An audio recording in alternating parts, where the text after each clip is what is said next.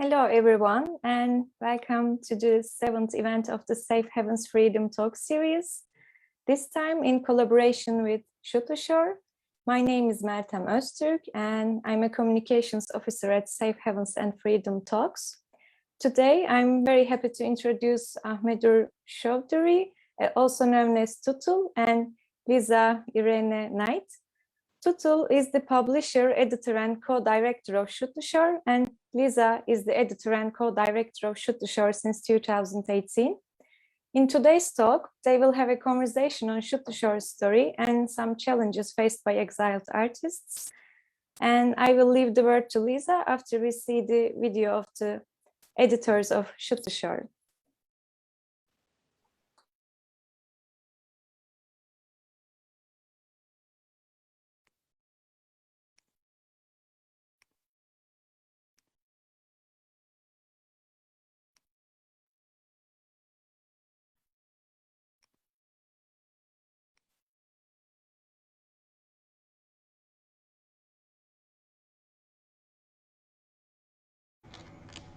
Hello, my name is Ektasad, and it is a great honour for me to be a member of Shuddhashar's editorial board.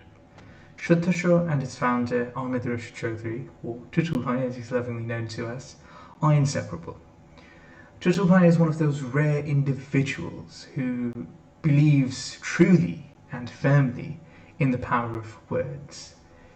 It is even more remarkable in today's world, where the cynic would suggest that words have next to no power, as lies and oppression have free rein. That has only made the fire burn even more fiercely within Tutul Bhai. He, and by extension his baby Shuddhashar, waged a 2.5-decade long war between free thinking and fundamentalism for the very soul of Bangladesh. They were the protagonists, and they paid a heavy price for that. Fundamentalists wished to assassinate Tutul Bhai, and when the machetes fell on him, that ended Shuddhashar as a publisher. Not to be deterred, this man whose idealism is a true inspiration. You only need to spend a minute in his presence to be overwhelmed by this man who remains optimistic and idealistic, who remains committed to free speech and free thinking, even though they nearly cost his life. And by remaining committed against all odds, against all sense, he has taken that vision, that battle of his, from being that of one for the soul of Bangladesh to a global commitment to free thinking, to progressivism, to allowing marginalized, vulnerable, and oppressed people to speak and be heard. Hello, my name is Ibtisam Ahmed. I am one of the contributing editors at Shuddhashar. I first got involved with Shuddhashar as a regular contributor for some of the magazine issues. The ethos of uplifting marginalized voices really spoke to me as a queer Bangladeshi. I come from a country where my sexuality continues to be a criminal offence. And knowing that Shuddhashar as a printing press, and then later on as an online magazine, continue to support a community and continues to support a community that is at risk, despite the risk that then brings to Shuddhashar itself, really touched me. And I was so fortunate to contribute to some pieces. I wrote for a few different issues, and then I was fortunate enough to be asked to come on board as a full-time contributing editor, and it is a decision I'm so glad I made when I said yes.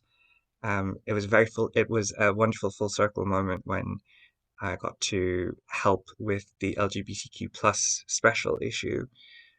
So going from someone who couldn't openly talk about my sexuality to then helping in my own small way, shaping a special issue on queer rights was amazing. And Shuddhashar continues to do that. It continues to be a space of empowerment for marginalized communities and for marginalized voices. And for that reason, I'm eternally grateful to Tutulpai and to the rest of my Shuddhashar colleagues. And I'm so grateful to have this opportunity to share this experience. And I hope inspire others to support Shuddhashar and platforms like it, because we need more spaces like it. We need more protections. We need more freedoms. And this is the best way to do it. So thank you very much. I got involved with Shuddhashar by happenstance. Iqtisad Ahmed, a mutual writer friend of ours, introduced me to Ahmed Rashid Chichul, who was looking for people to write for Shuddhashar. Now I realize that as an exile writer, I was always meant to be a part of Shuddhashar, a magazine run by an exile editor and publisher. Being a part of Shuddhashar means a lot to me. In a new country, in a new society, exile writers have to rediscover themselves. They have to motivate themselves to renew their sense of purpose, to continue with their intellectual endeavor. I'm thankful that Shuddhashar exists, for it provides a platform for people like us, considered pariahs by their own countries, for it offers a virtual sanctuary to continue with our intellectual struggle. Readers who are interested in reading stories that remain unread and unheard in the cacophony generated by social media platforms will find Shuddhashar publishing stories that address the human condition, often from the perspective of those marginalized. This is what makes Shuddhashar unique and special. He brought us on board to assist him, not that he needs any assistance, but to participate, I suppose, in this journey of his.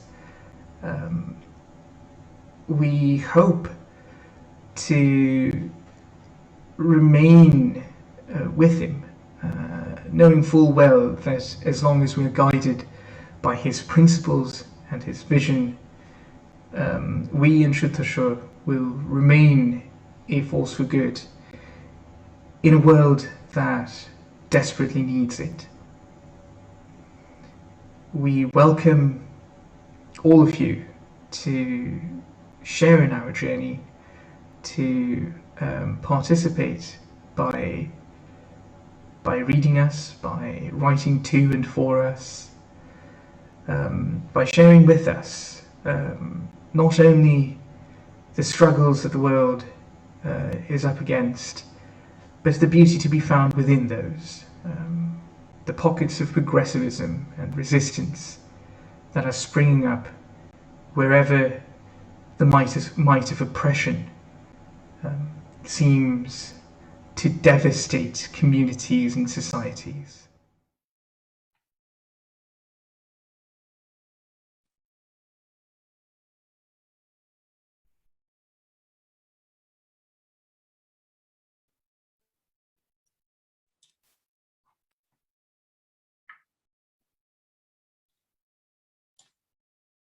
Thanks to the Freedom Talk team and Safe Muse, Frederick, Malcolm, and Jan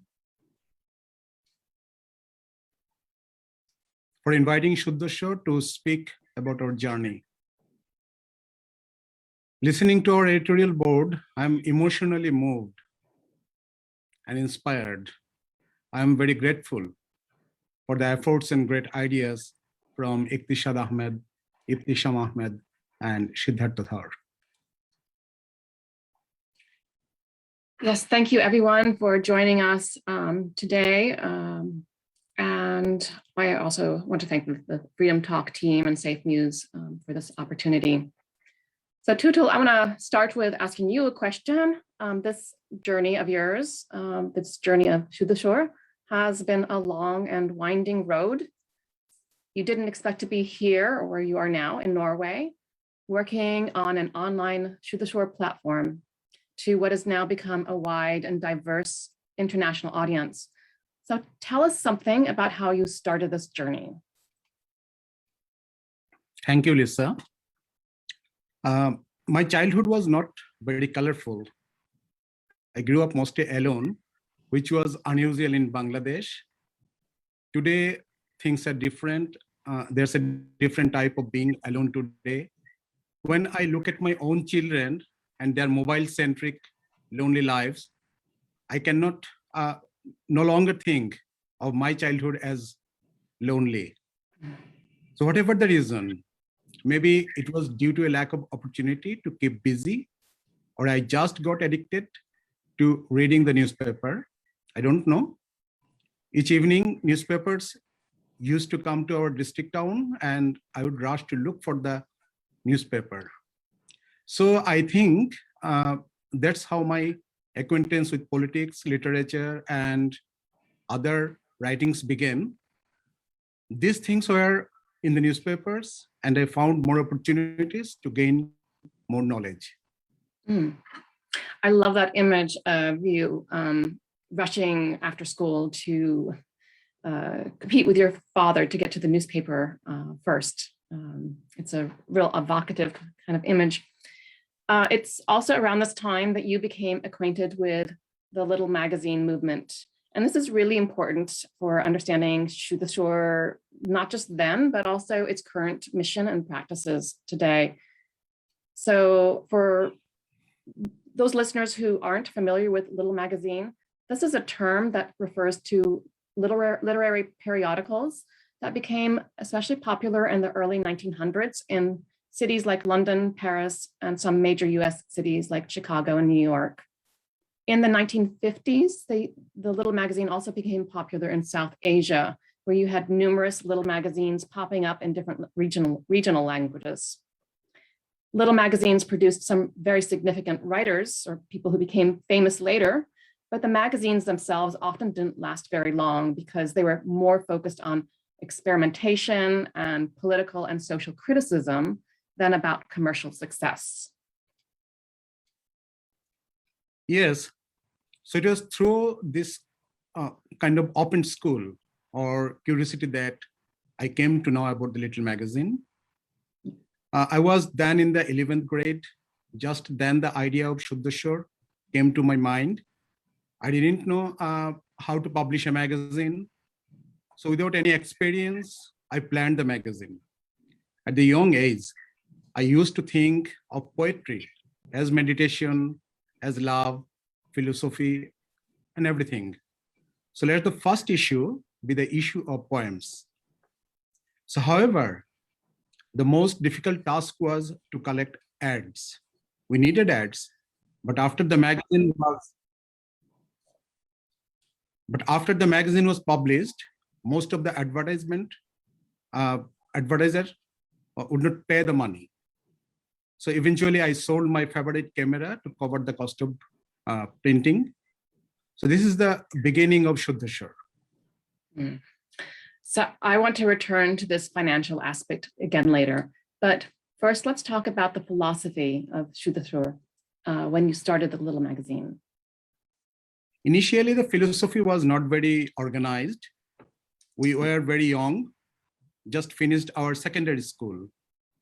We were attracted to the Little Magazine platform as a free, independent platform.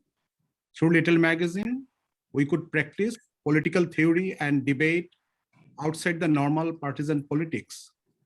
We were able to experiment with ideas and different forms of writing.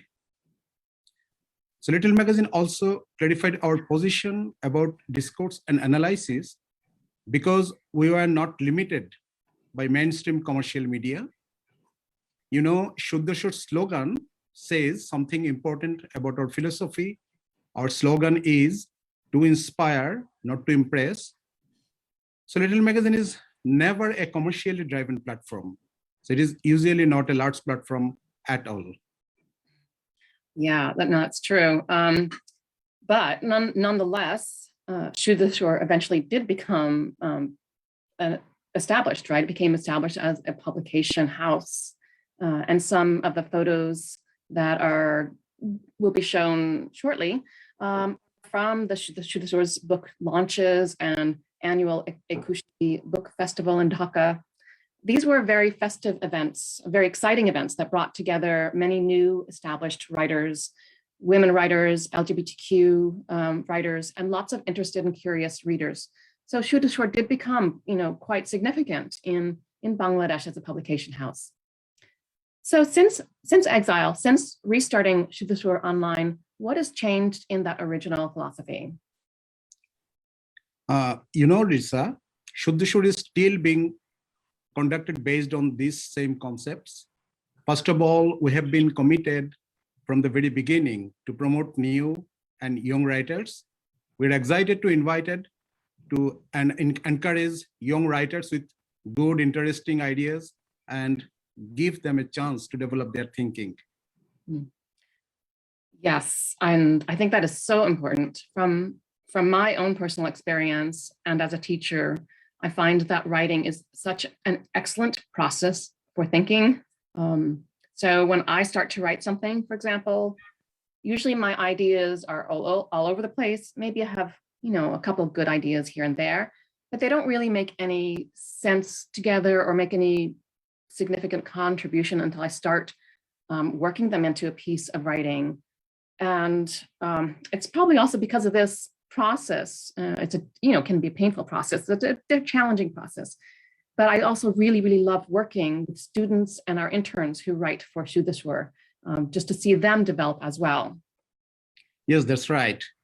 Also, as before, Shuddhashar is working to increase the scope of what I like to call the third eye, a clear human vision and thinking. People can acquire the ability to make good decisions if they can look at any issue multidimensionally and consider it from different perspectives. So we believe that such a multidimensional view of people, a sense of consideration, will promote democratic, humanistic, and a fair and just society. So multidimensional thinking will motivate people to refrain from all kinds of conflicts. That's a really interesting concept, that multidimensional thinking. And it makes me think about the themed issues that we publish, which are focused on a single topic, right? Like exile or racism or authoritarianism. And each of these issues, we have something around 20 or so writers, students, academics, activists, everyday people who focus on that one topic from their different perspectives. And it's never that all perspectives are presented. That's not possible. And we've often talked about how some voices are missing in a particular issue, but we've tried to highlight marginalized voices to encourage that multidimensional thinking that you're describing about a particular subject. So, but before we dig in a little bit more into the current magazine, let's make sure we discuss what led you into exile.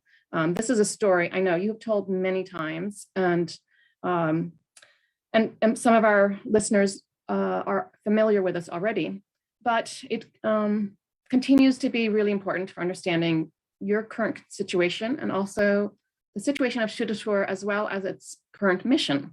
So if you don't mind, for those who don't know your story, could you say a few words about why you had to leave Bangladesh? Lisa, actually, I do not feel good to repeat this situation, but for your request, I'm telling now. In 2013 to 2016 in Bangladesh, many bloggers, writers, publishers, activists were killed by Islamic extremist group. That time was also the tragedy at the Holy Artisan Cafe in Dhaka, where many people, including many foreigners, were killed by extremists. As a progressive and controversial book publisher, I also received many threats. In 2015's October 26, one of the Shuddhashar's writer, Abhijit Roy, everybody knows him, was attending a book launch program in our bookstall during a very popular annual month-long Ekushe book fair. After the program, when he left the book fair by a side entrance, he was attacked and killed by an extremist group. In the same year, another of our writers, Ananta Bijoy, was also hacked and killed. On 31st October 2015, I and two writers were discussing in my office. At this time, some extremists attacked my office and tried to kill me. Two writers tried to stop them. They were also severely injured. Extremists left my office and locked all of the gates. But luckily we survived and were hospitalized. When I was in the hospital, I got the invitation from ICON. Due to security concerns, I and my family fled to the neighboring country. Then 2.5 months later, we came to Norway. It's such a difficult narrative to try to put yourself into the shoes of, you know, what you were going through at that time, what you and your family were going through, others in of your friends and colleagues were facing. It must have, I know it was a very, very traumatic and frightful time. When you came to visit my university, you came and talked to students in my class. And I remember very well one of the statements that you made that day when a student asked a question about whether or not you would want to go back to Bangladesh. Do you remember this? Yes. You replied very simply, you just replied, "My bags are packed." That really affected them. It helped them to understand that exile, you're leaving Bangladesh, that wasn't a choice. It wasn't something that you planned on or envisioned for your future. Naturally, the place where people grow up is a comfortable place for them to work and also for their family and social life. For me, everything was based in and about Bangladesh. So my activities were based in Bangladesh, my poetry, all of my connections, all the books we wrote and published, those were in Bangladesh. So that was everything we worked on. It was really painful to leave. It still is painful. So yes, if I get an opportunity, I want to go back there. So my suitcase is ready. But at the same time, I think of myself as a world citizen. I think my present place is also my place. So Lisa, I have a question to you. You have been doing lots of research work on exile. So what have you learned? Can you tell us? Yeah, thanks for that question. And I appreciate also just your last statement about how your present place, you know, is also your home, and that you feel an identification to where you are now. So when I was interviewing you and many others, and when we published that exile issue, one very clear theme that emerged was that exile isn't really a choice, right? Like what we were just saying. So many of the writers in our magazine issue are people who are in exile because their lives are in danger at home, whether it's because of their identity, their LGBTQ, or other parts of their identity, or their political views, or their attempts, maybe as journalists or poets or writers, to write and speak freely against authoritarian regimes. So several of our writers come from ICORN, which is the International Cities of Refuge Network, and PEN. Both of these are organizations that specifically aim to protect writers and artists at risk. So that's a network that we've worked quite a lot with. So also what I've learned is how precarious and uncertain life in exile continues to be. So yes, sure, people are safe, which is great, but that hasn't solved the problems of trauma, of dislocation, of losing everything and having to start all over again in a new country with new social expectations, new language. So simple things like knowing what to say to people, how to behave, how to make contacts or friends. These are really hard things, especially as adults. So it's one thing if you're a younger person moving into a different country, but as adults, it's a harder thing for sure. So there's a lot of anxiety around trying to understand simple things like why there's no invitation for a cup of coffee or why people don't reply to emails. These kinds of things, which normally would just be annoying to most of us, can be really enormous and add to the experience of trauma and worry. And the last thing I'll mention too is how surprised people I've met are at being called refugees. And I think a lot about these different categories and what they mean to people, both the people who are labeled those categories and what they mean to outsiders, whether it's people in the community or in the state structure. So those in exile can't believe that they're categorized and viewed as refugees, that they're in this kind of situation at all, because this wasn't their life plan. For them, like for all of us who have homes and lives, refugees are other people. So it's really disorienting to be called a refugee.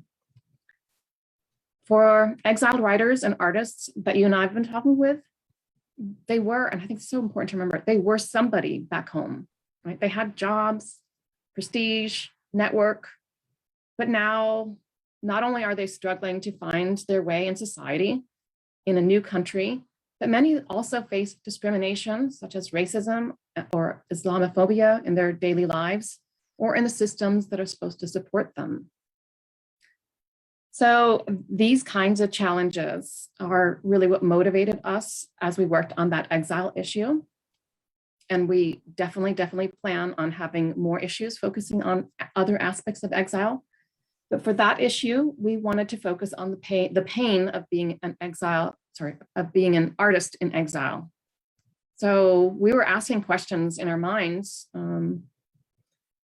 because a lot of people were asking these questions too. Why doesn't the exiled person continue writing or doing their artwork or journalism? What's preventing that person, right? That creative person who was really very active in their previous life.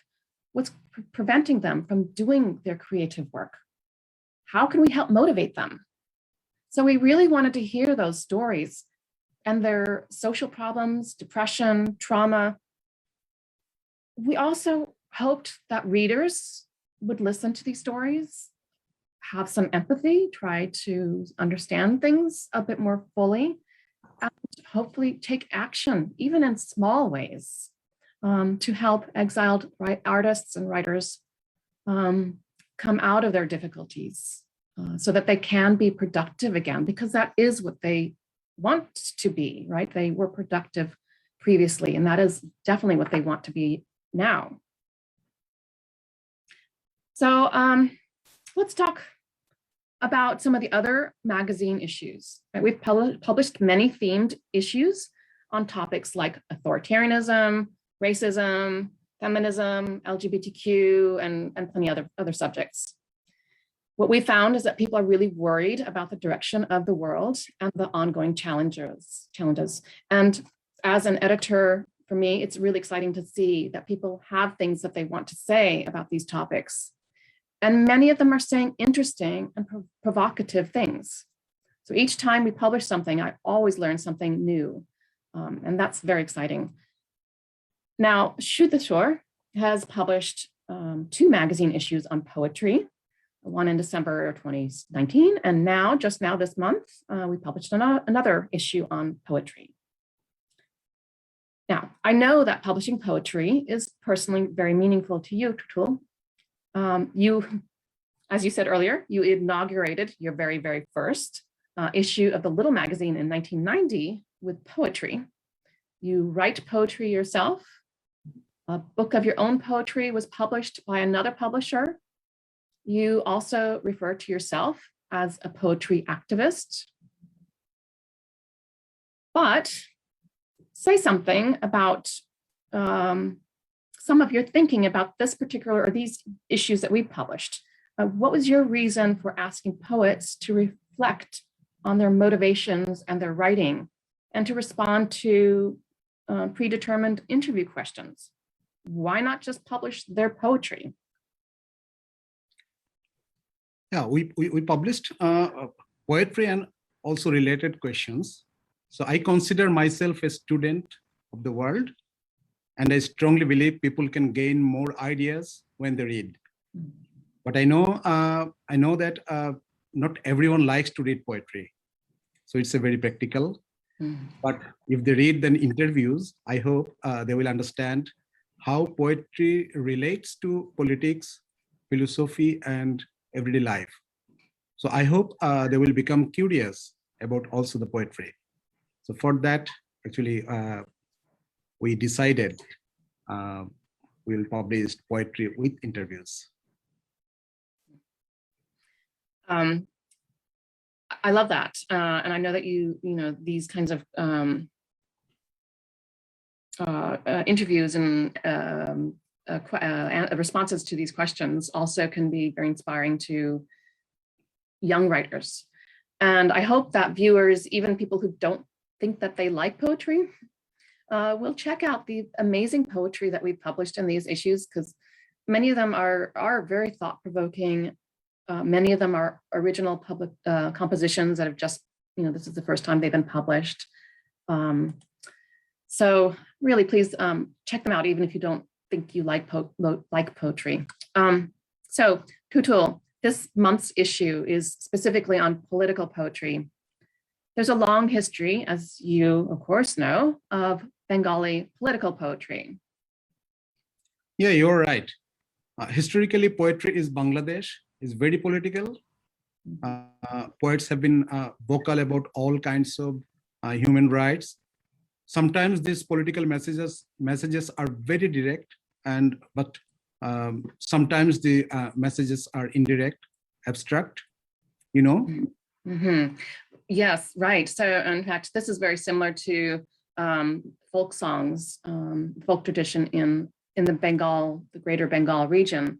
So I'm thinking, like, for example, of the songs of Lalan Shah, Lalan Shah.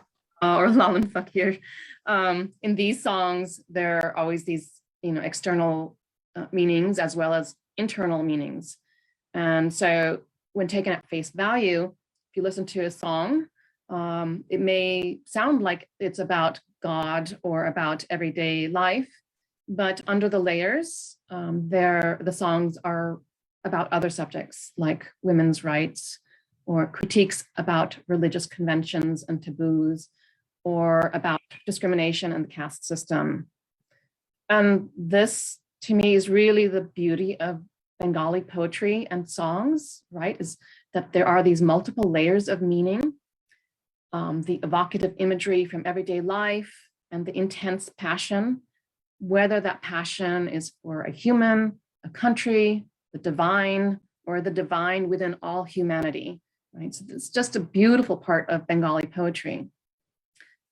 But the poetry that you helped select in the political poetry issue in that last article, particularly, those were not abstract kinds of songs. They were very direct and strong.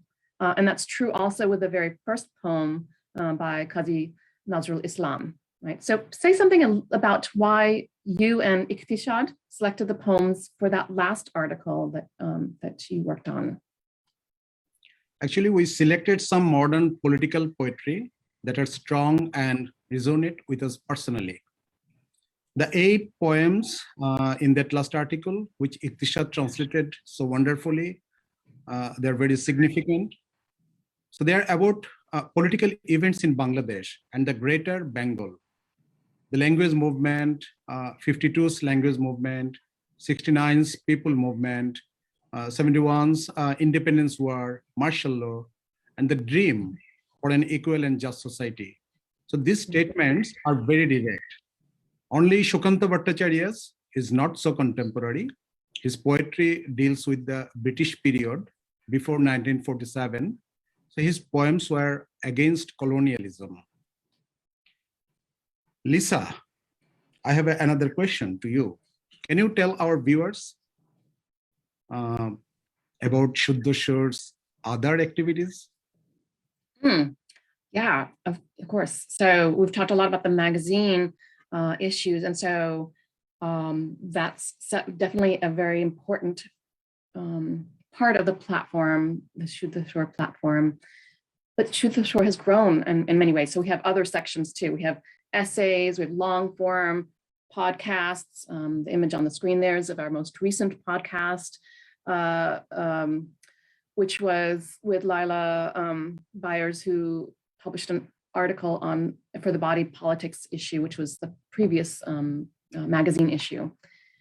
We also contribute statements to express solidarity with an individual or group that is under threat. So for instance, we just posted a statement about Afghanistan, expressing concern and solidarity for the Afghan people. We also have a section on book and film reviews that are relevant to the kind of overall message of Shuddhashar.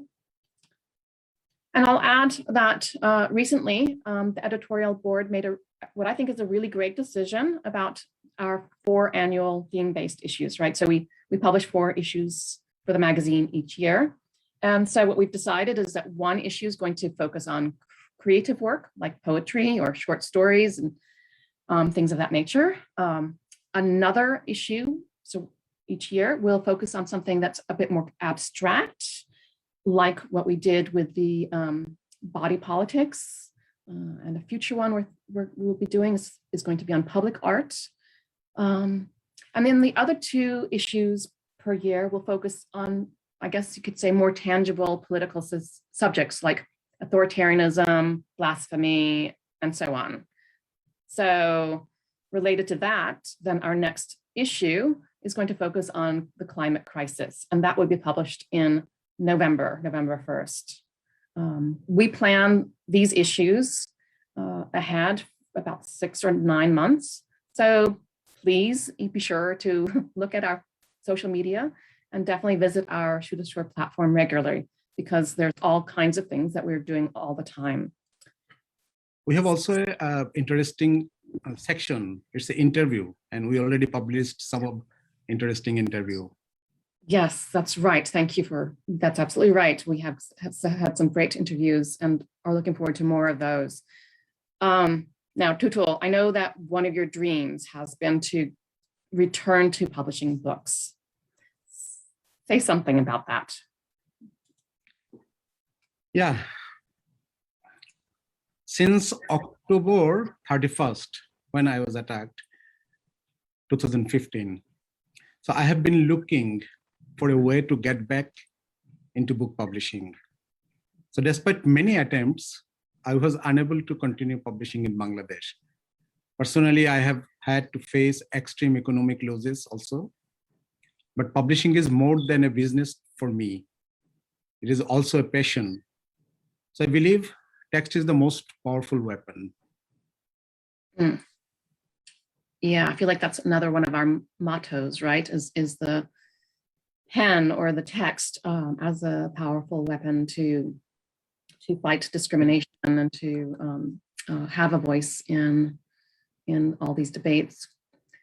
So I should add also that it's no coincidence that the LGBTQ ebook is your first choice in this upcoming, maybe hopefully, series. So yeah. So why? I mean, I know why, but for our viewers, say something about why this particular issue is important to you. You're right. There are many misconceptions regarding LGBTQ, even in developed countries. The people of this group are subjected to hatred, discrimination, and torture.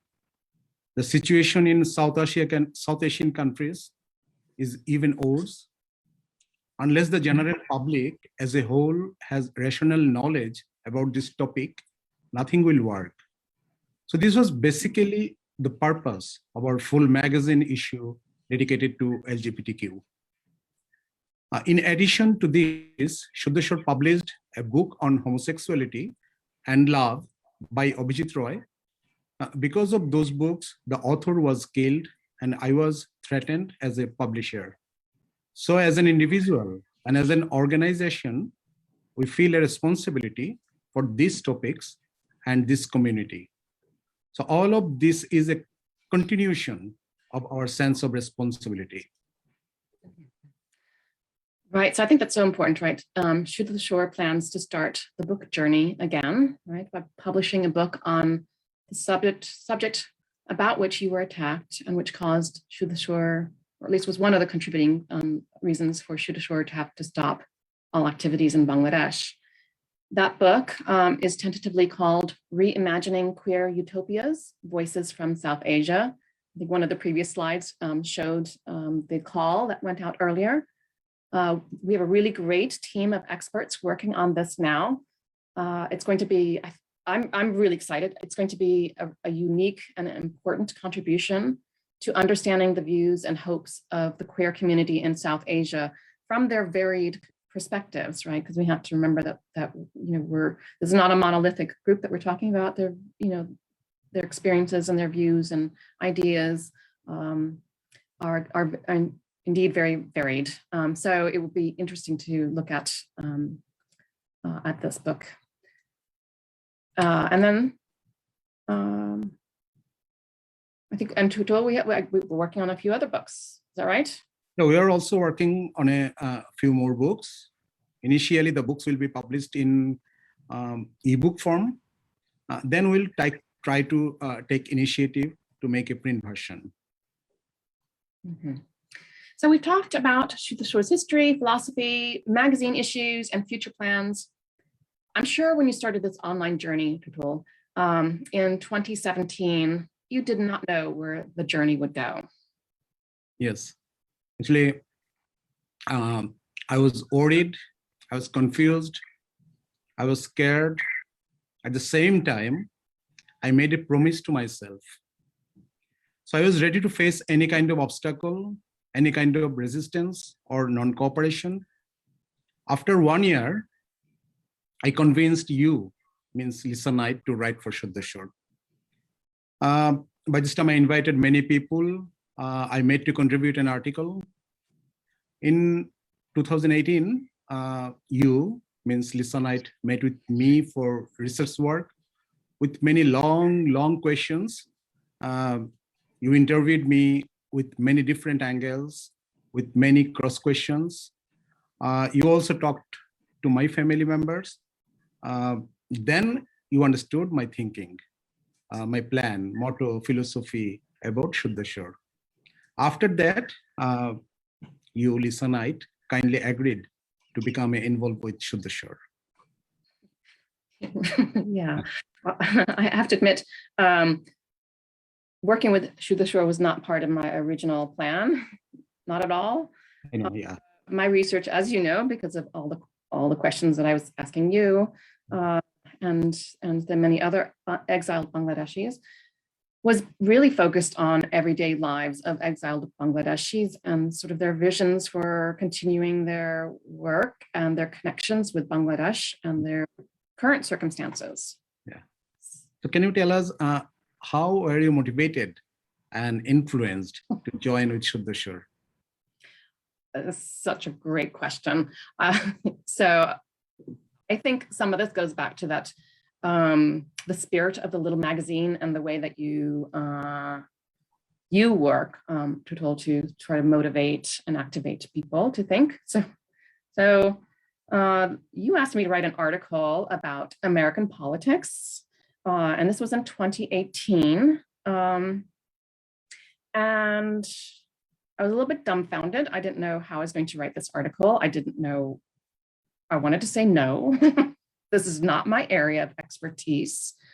But even more than that, it was also really a frustrating and challenging subject. So it took me a long time to write. It was really difficult to write. And I wanted to explain things, from different perspectives, but I really struggled also with my audience. And I don't worry about this with a lot of the writings that I have to do. for my own work. But in this case, right, because it was for Shuddhashar, it was an international platform, I had to sort of grapple with how to explain the US political situation to people who were in Norway, in South Asia, and in America and elsewhere. And that made me think hard, right? And in general, writing just really makes me think hard. And in teaching, I know how important writing is. Writing clarifies your ideas or reveals holes in your thinking, inconsistencies in your thinking. But so that was, sort of the first step. It's like, wow, okay, this is really interesting, getting challenged to write about these kinds of topics. But the idea of encouraging people, whether it's young people or experienced people, to write for this platform, not for a class assignment, which I do all the time, it was exciting. Right? I saw how you pushed people to write, because that's what I experienced, and it was great. It's like making people eat their vegetables for their good health. And so really, I want more people to eat vegetables. So that was great. And I also have to say, I resonated with the ideals of Shuddhashar. In my early research, which you know about, I had worked for several years with the Bowls in West Bengal and Bangladesh. So I already adopted a concern for marginalized voices, which Bowls seek to support through their songs and other ways. And Shuddhashar is concerned with marginalized voices also, and seeks to work toward a more egalitarian, just, and democratic society by providing a space for those voices and to inspire each other and inspire readers.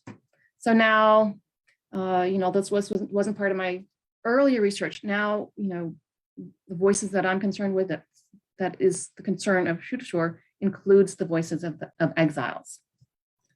So it's been a meaningful experience for me. I have to admit, it's been probably one of the most meaningful activities that I've been involved with. So thank you for making me.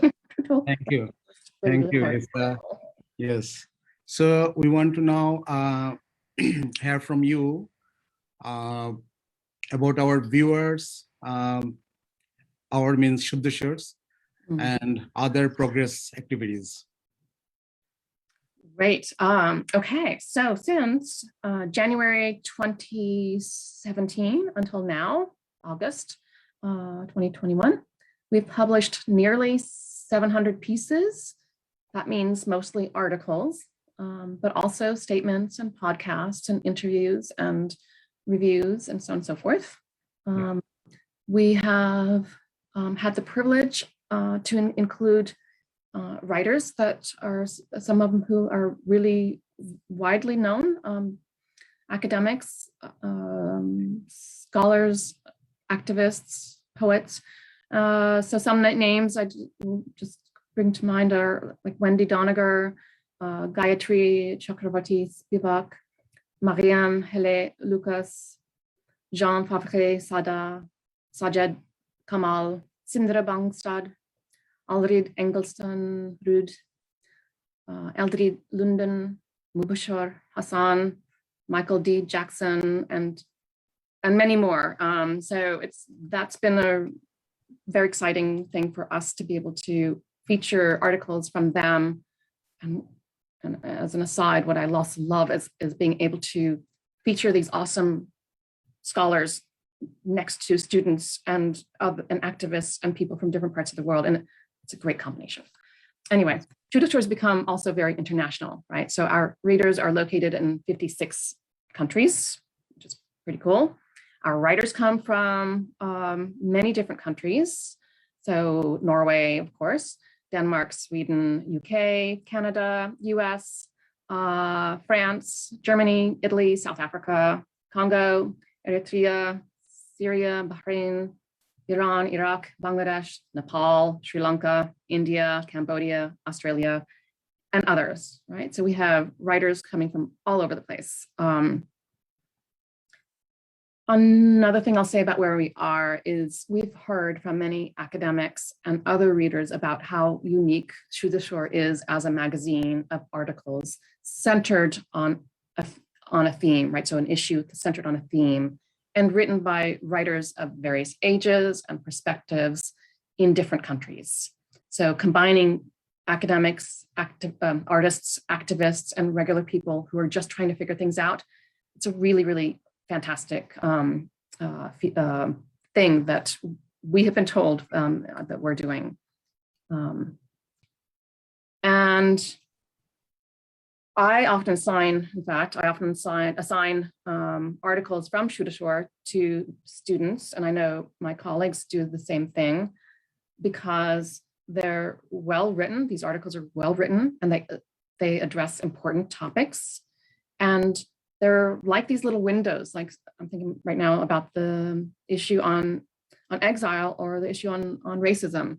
They're like these little windows into another world, into a different perspective.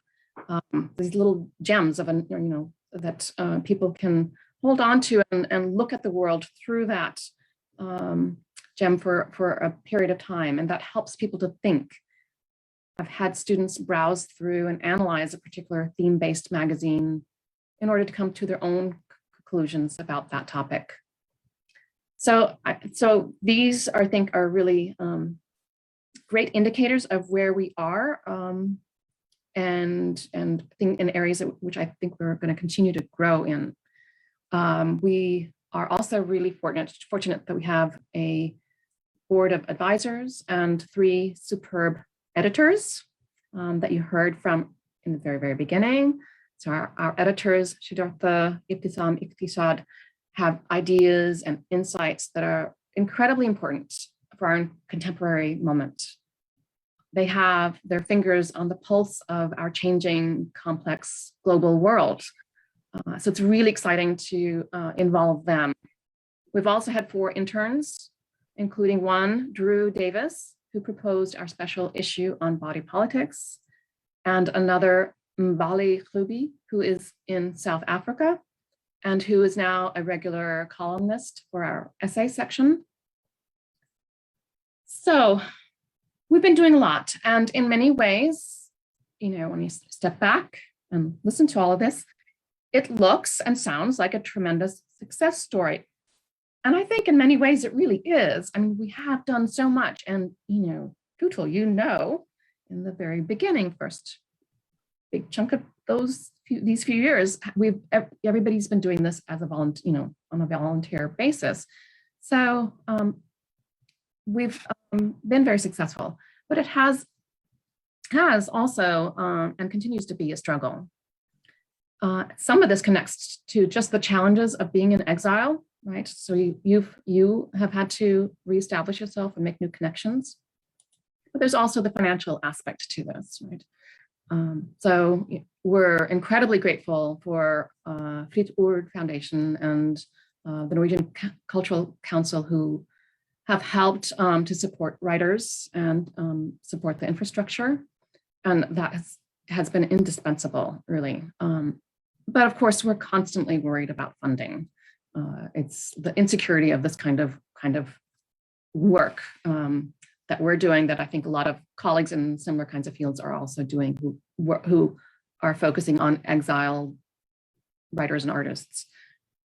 So I have to ask Tutul, put you on the spot here. Most magazines use advertisements or subscriptions to support the production cost of their publishing. Why have you wanted to avoid these options?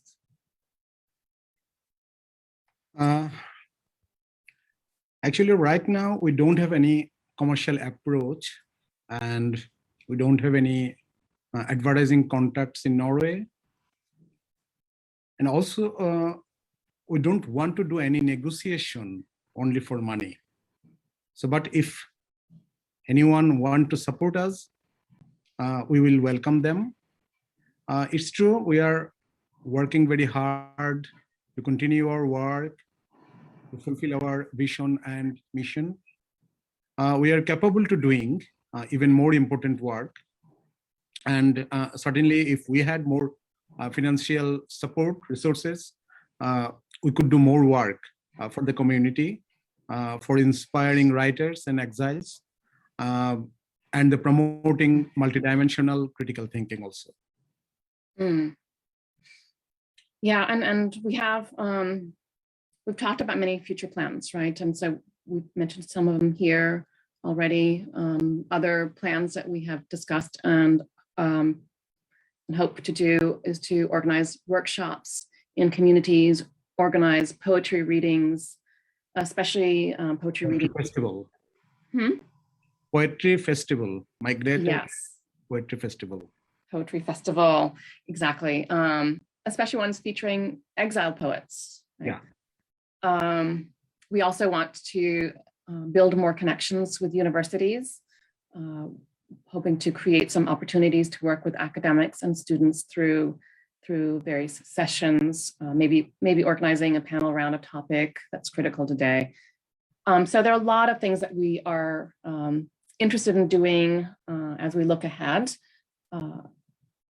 Our response so far has been very, very strong and positive, and that certainly motivates us to do better in our work and to support freedom of thinking and expression. So yeah, we have many ideas and plans. We're capable of doing more work. As a teacher, academic, writer, I feel like if we can get more connections, more support, we can also encourage more exiles and more students as well to engage with Shuddhashar. And I think that would be great for all people involved. So Tutu, would you like to say something to conclude this for our audience? Yes, I want to request to my our audience, stay with us and please subscribe and support Shuddhashar. So we welcome your any kind of participation. Thank you. Great. So thank you, everyone. In our conclusion, we are going to shift over to show a short video of poetry. This comes from the Bergen Literature Festival in 2019. I hope you enjoy it. I'm sure you will. And I hope it also inspires you to read poetry. If that's not your area, come visit our website, see our current issue, and definitely stay in touch and subscribe and read and write for us. Thank you.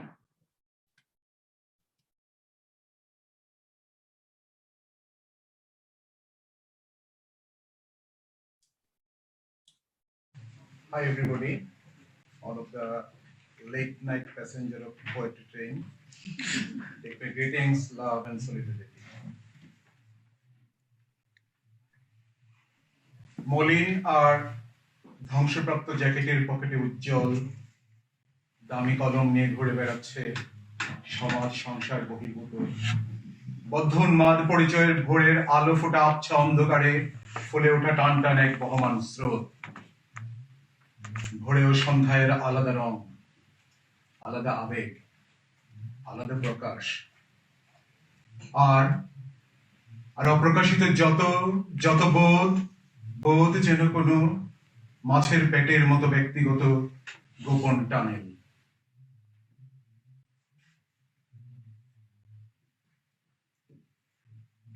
Sensations with a sparkling, expensive pen in the pocket of a soiled, tattered jacket, a taut, flowing current, inflated in the dim darkness of emerging dawn, known to be stark, raving mad, excluded from society and the world, is wandering about.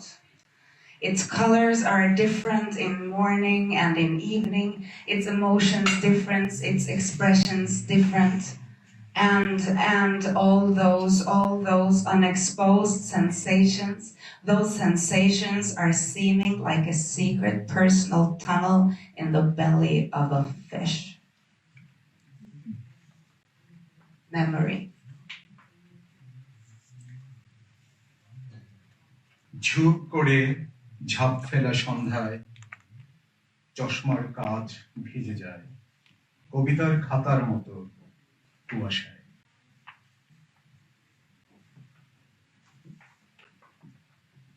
When evening downs its shutters, my glasses mist over like a poetry notebook in the fog. Writes.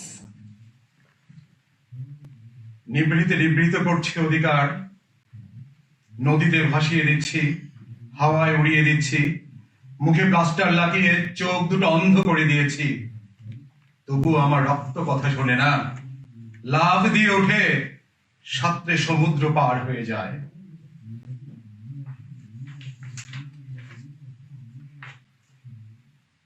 Privately, I wrap my rights, launch them on a river, throw them to the winds.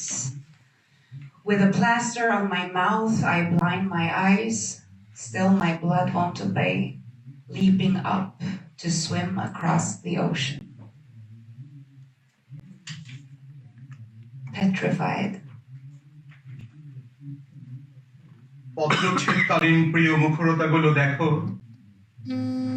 নীরবতার মুখোশ কেটে রেখেছি দেয়ালে। আশ্চর্য এই দেয়াল চিত্রের বাইরে আর যেন কোনো ধ্বনি নেই। আজ আমরা সকল আর্তনাদের বাইরে।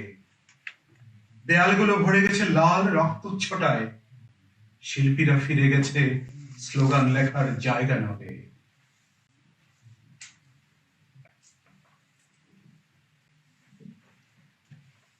Look, these are the eloquences, the falling leaves of autumn love.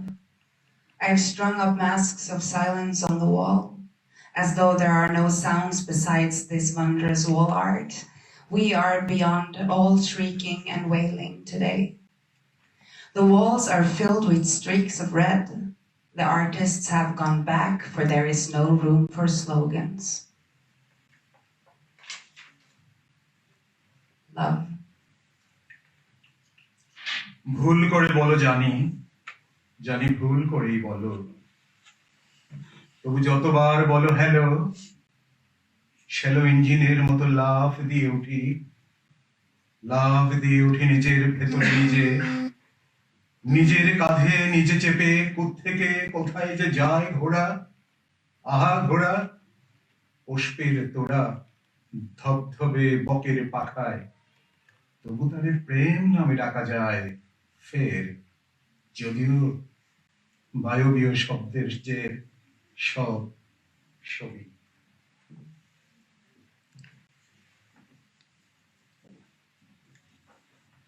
You say it by mistake, I know. I know you say it by mistake. Still, every time you say hello, shallow engine-like, I leap up. I leap within myself, riding on my own shoulder. Where does it start and where does it go? The horse, oh the horse, a bouquet on the white crane's wings.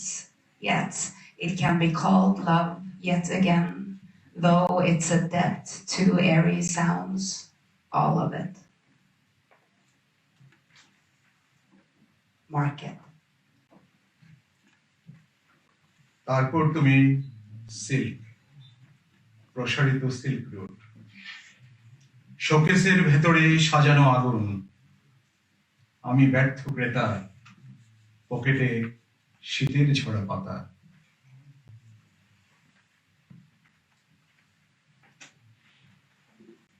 Then your silk, a dressed up silk route, fire on display within a showcase. I'm a failed customer, my pockets loaded with the shed leaves of winter.